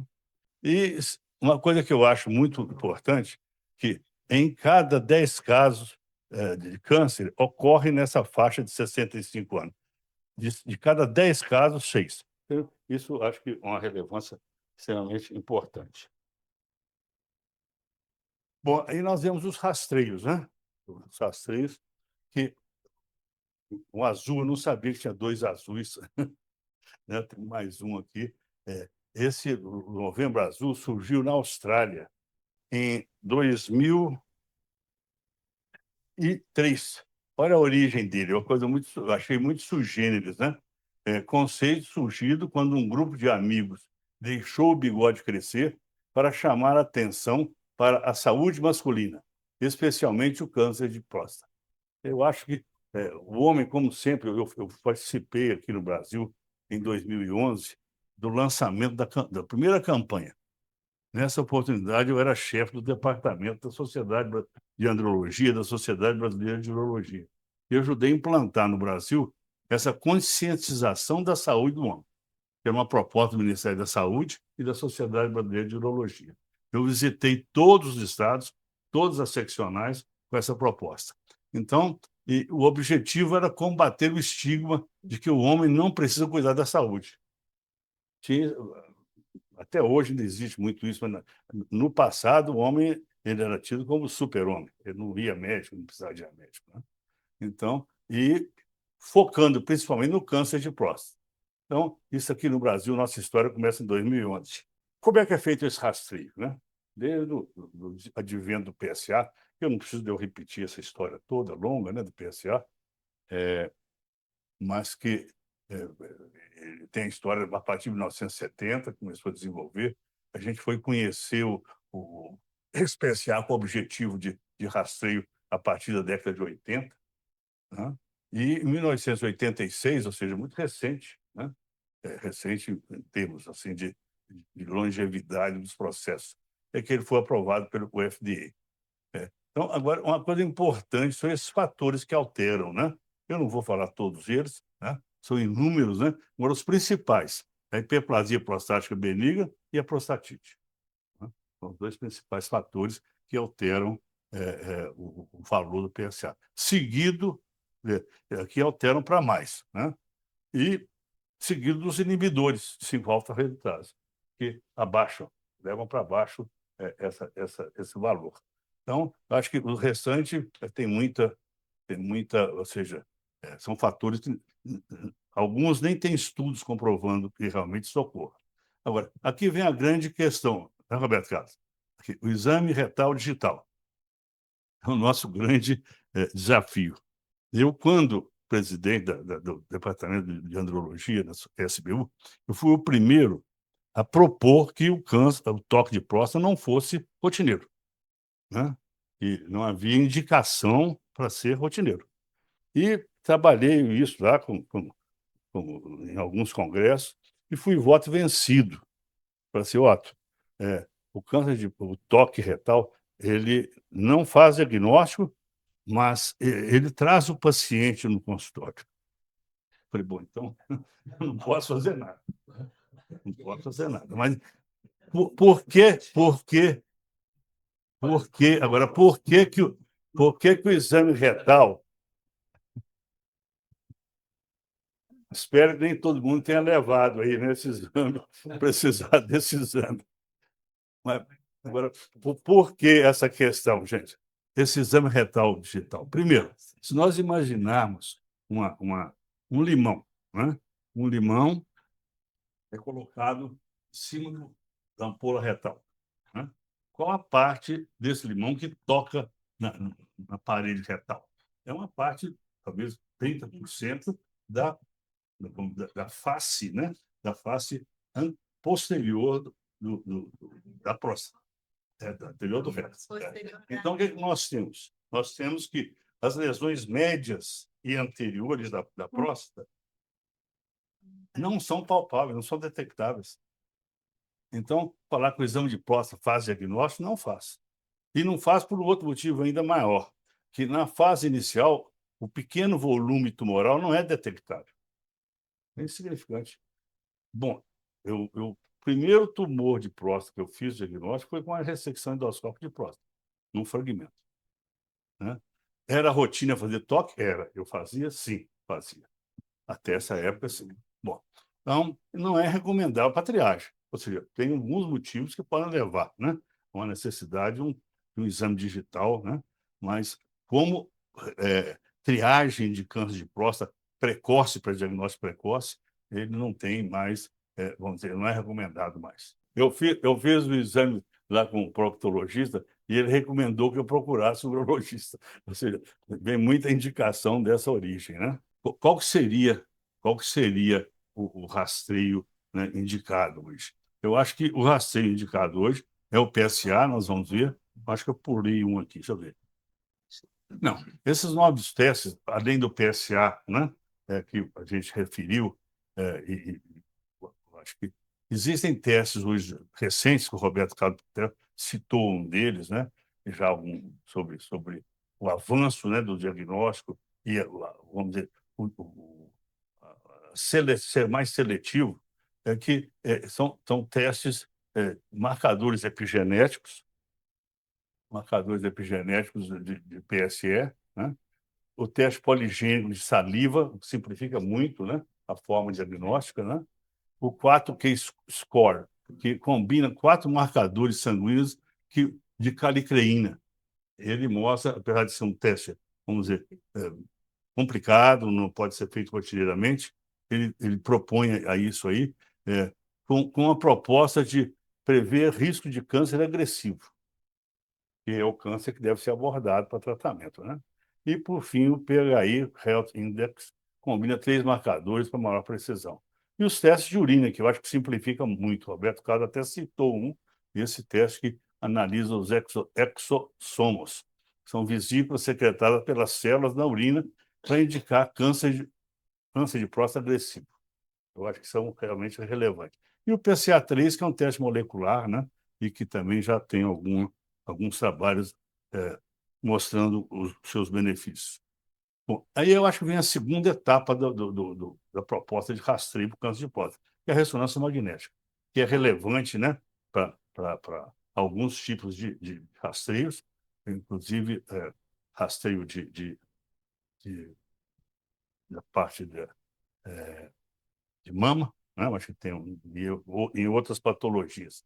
Eu acho que a ressonância, o que é importante, ela começou, né, muito em 1990, depois com o advento das bobinas pélvicas e endorretais, que ele passou, né, que é a multiparamétrica, né, a ressonância multiparamétrica, que ela passou realmente a ter benefício no diagnóstico das lesões que merecem tratamento. E, por fim, o nosso amigo aqui é o PIRADS, né?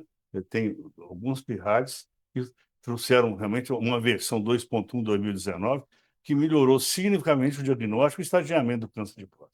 Então, isso, nesse rastreio, ele é essencial. Bom, e por fim, a gente já chegando no final, qual que seria, então, hoje, né, o rastreio do câncer de próstata? Qual seria uma proposta, né?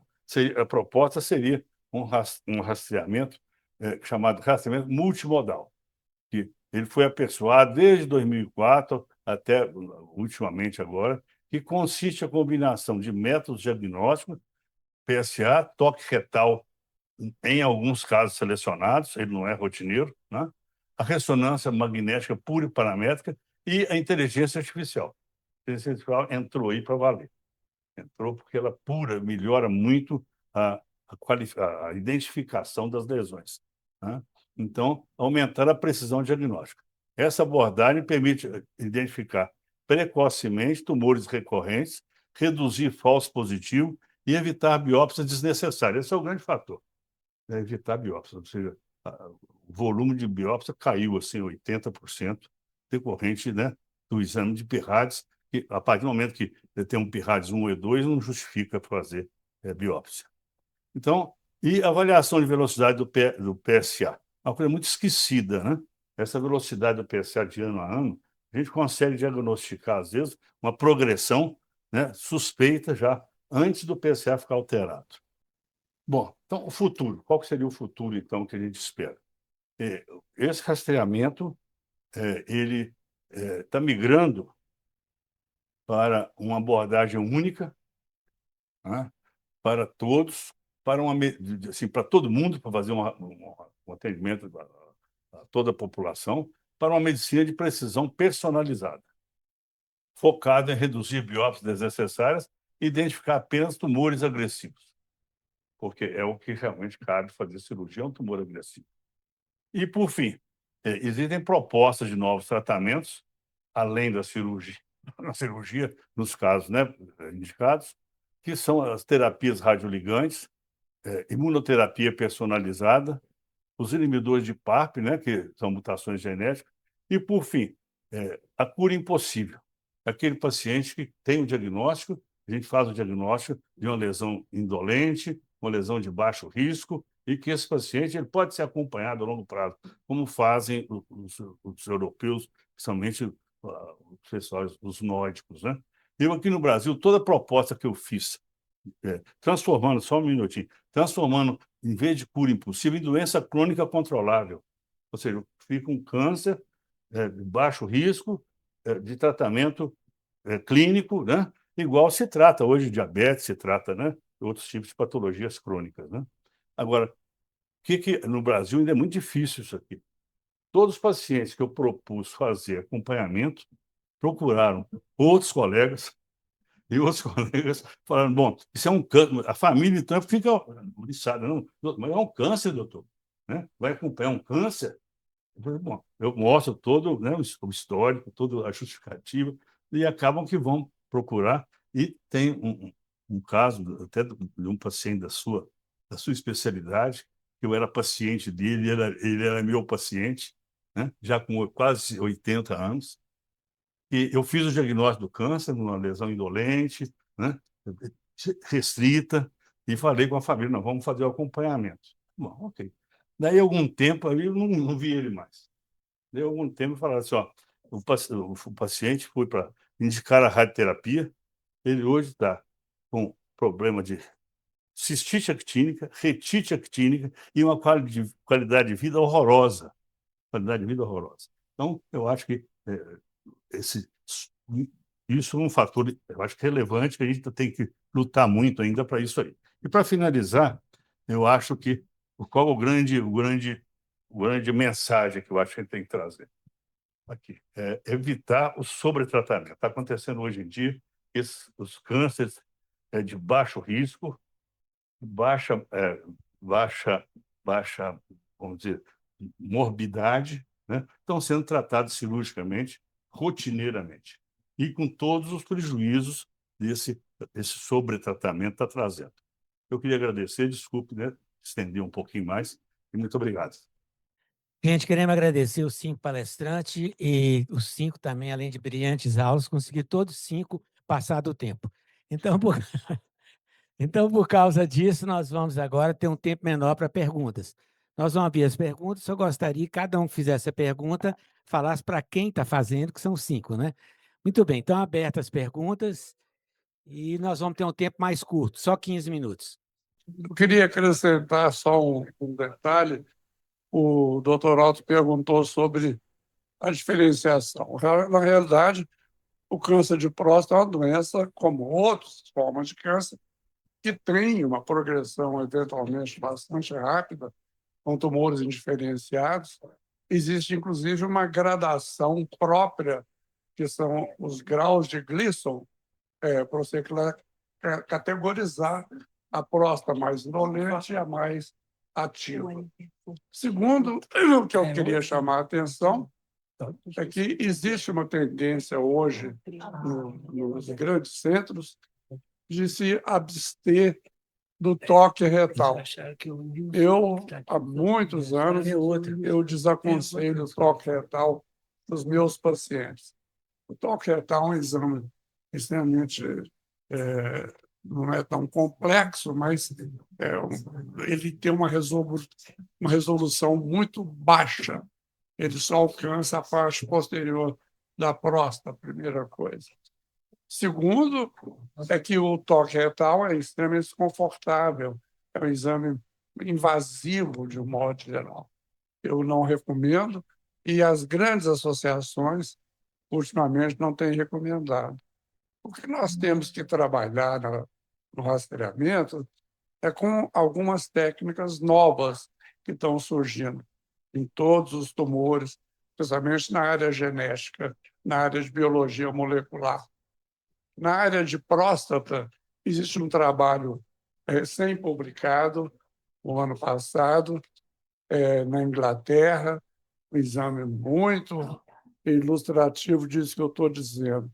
Um exame de urina simples, que te dá uma informação absoluta da presença ou não de câncer de próstata, e ainda ele classifica aquele tumor como uma doença mais diferenciada, menos diferenciada, mais agressiva, menos agressiva. O simples exame de urina. Quer dizer, isso é que vai se estender a sensação que a gente tem. Ele colocou muito bem, o Otton, que o exame de toque retal ele adquiriu uma conotação, existe um certo corporativismo. As associações locais de urologia continuam recomendando o toque retal. Porque se tirar o toque retal, o consultório vai cair provavelmente em torno de 30%, 40%. Né? Então, isso não é, eu não recomendo, não vejo nenhum sentido. Eu digo que o toque retal é só para aqueles que gostam de fazer o toque retal do paciente. O PSA, não. O PSA é precioso. Não é um PSA o valor absoluto. O PSA é um exame extremamente dinâmico. Então, nesse dinamismo, nessa sequência de avaliações do PSA, é que você pode tirar muitas conclusões. Se o cara tem um PSA baixo, abaixo de 2, e repete, está baixo, não tem que fazer nada. Existem alguns países, como no Canadá, por exemplo, que eles desaconselham o rastreamento do câncer de próstata. Simplesmente desaconselham. Mas eu acho que o exame de PSA é um exame singelo, um exame de sangue comum, esse poderia ser avaliado. Então, eu acho que o futuro do rastreamento está por aí, uma tomada de decisão com procedimentos mais singelos. Obrigado. Nós vamos diminuir o tempo para 15 para 10 minutos, então vamos pegar uma pessoa que está online e uma pessoa aqui. Primeiro online levantou a mão, é nosso brilhante vice-presidente, doutor Manuel. Gostaria de dar a palavra. Manuel, por favor. Agradecer a todos que as apresentações foram excelentes. Dentro desse tempo curto, foi muito bom. A apresentação do Dr. Otto eu gostei muito e o Dr. Roberto Carlos fez também achegas aí muito importantes. Mas eu queria fazer uma pergunta com relação a essa questão da prevenção do câncer de próstata. Muitos urologistas estão limitando essa, essa prevenção, esse rastreamento, de acordo com a idade.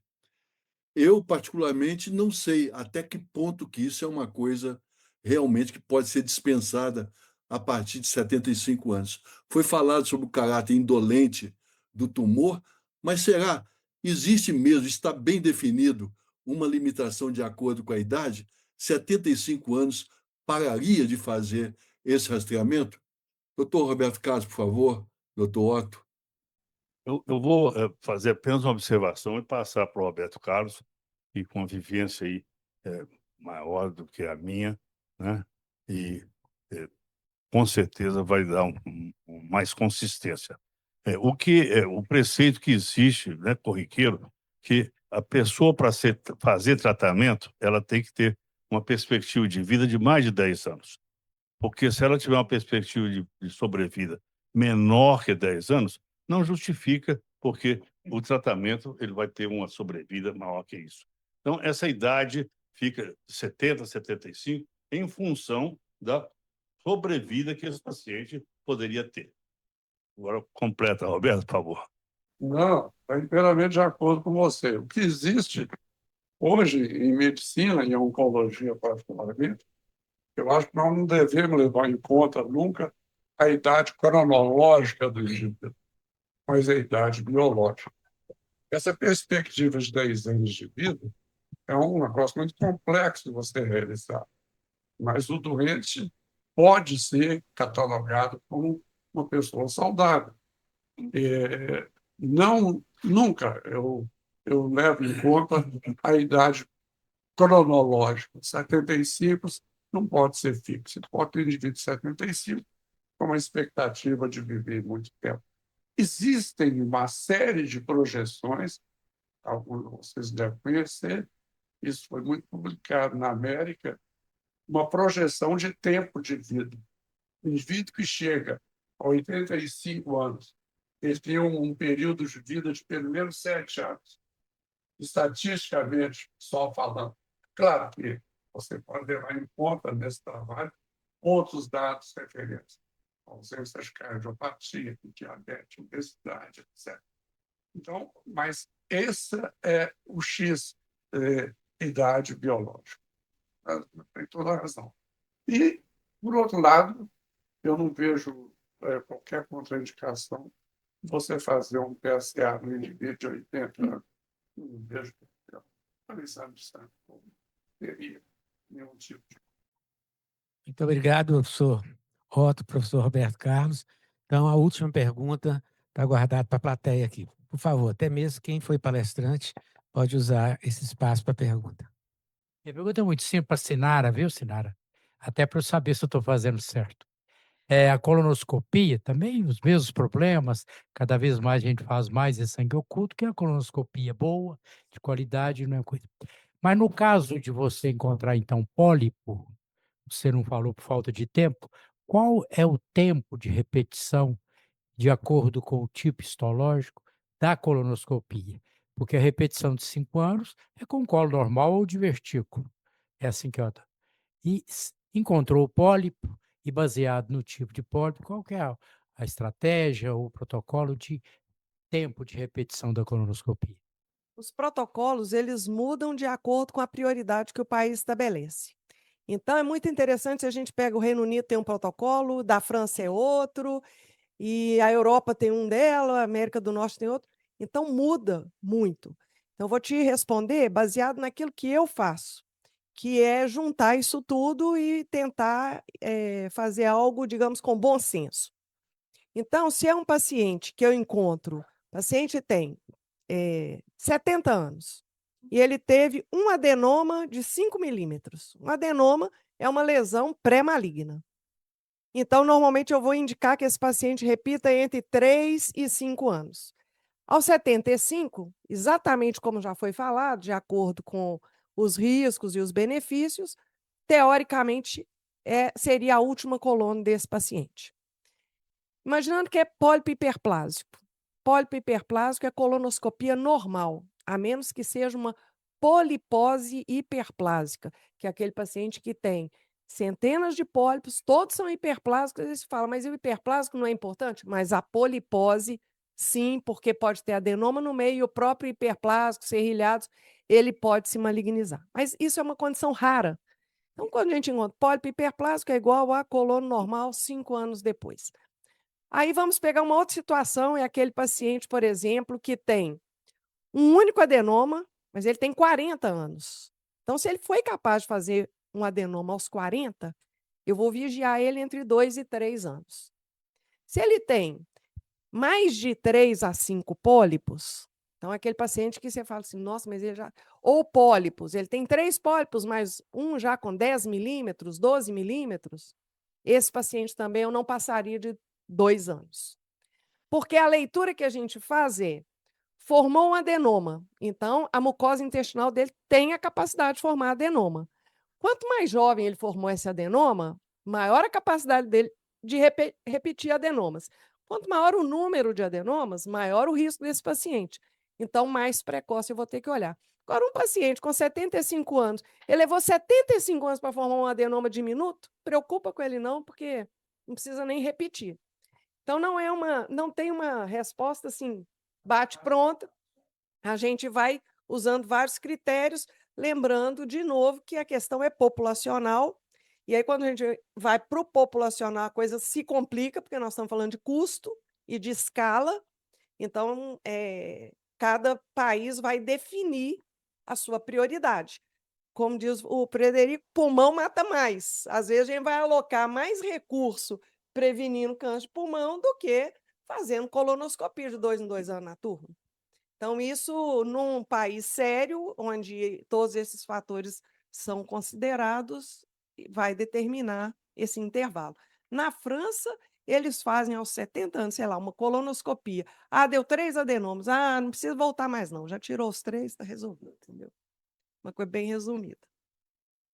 Obrigado, Sinara. Por favor, a última questão. Quero agradecer aos palestrantes pelas brilhantes orações que fizeram, que aprendi muito câncer. E o doutor Roberto, especialmente, eu tenho algumas palavras para falar sobre ele. Nós nos conhecemos há mais ou menos 55 anos. Ele foi um dos responsáveis para eu ir para o Hospital Felício Roxo. Lá trabalhamos juntos, lado a lado, com câncer, operando, e ele lá tratando os nossos doentes, mandando doentes para mim. Depois, Alberto Cavalcante, tocamos o Alberto Cavalcante lá, eu era o diretor da clínica cirúrgica e ele da clínica médica. Foi o hospital só de oncologia do Alberto Cavalcante. E foi o hospital que deu menos prejuízo para o SUS em todo o Brasil. Você se lembra, Roberto? Nós trabalhávamos assim praticamente como um hospital particular. E tão maravilhoso era o hospital. E o doutor Roberto foi ao consultório hoje. Eu fiquei muito triste, porque é o seguinte, ele me falou que hoje ele ia dar a última palestra da vida dele. Eu falei, jamais você pode fazer isso, Roberto. Você é um professor nato. Você é um sujeito onde você assenta, você ensina todo mundo. Tem o dom da palavra e tem o dom da sabedoria. Por favor, não faça isso, tá? Aguenta mais um pouco. Nós agradecemos todo mundo. Vocês veem a importância do que o doutor Roberto Carlos fez, né? Encontrava o colega que era a última que ele ia fazer, e fazer aqui na academia. Então, a gente tem que... Não sei como agradecer o doutor Roberto Carlos, certo? Não vai ser, com certeza. Nós não vamos deixar acontecer. Não vamos deixar, certo? Olha, gente, eu quero agradecer a todos, falar que nós tivemos pico de quase 50 pessoas participando, juntando aqui fora, para quem antigamente tinha às vezes 6, 8 pessoas. O mérito é todo de vocês e do doutor Roberto Carlos. Parabéns a todos aqui.